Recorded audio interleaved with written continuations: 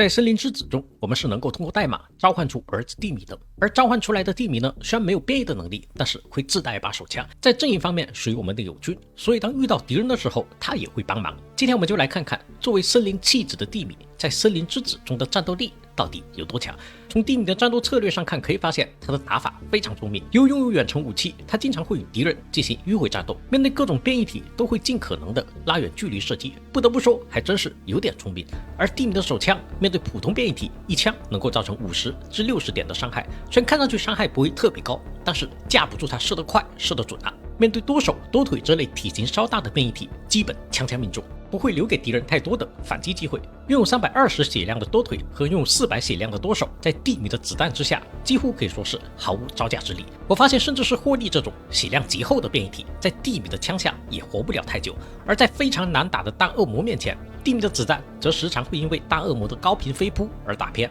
但是总体来看，大部分也都是可以命中的，只是稍微会消耗多一点的时间。可以说，蒂米是基本能够单挑所有变异体的。不过，对于最终 BOSS 张建宇，蒂米打的就有点吃力了，因为 BOSS 拥有召唤小怪的能力，会导致战场上出现大量变异体，而蒂米似乎分辨不清主次，基本只会对着一群小怪一顿输出。当然，会造成这一情况的原因很可能是蒂米在 BOSS 战中的设定就是帮助玩家清除小怪的，玩家才是攻击 BOSS 的主力军。程序就是这样写的，也没办法。所以综上所述，在 BOSS 战以外的任何地方，蒂米都是战神一般的存在。非常遗憾的一点只是，蒂米和弗吉尼亚属于同一阵营，不能相互战斗。如果可以的话，我还真想看看拿喷子的弗吉尼亚到底能不能打过蒂米。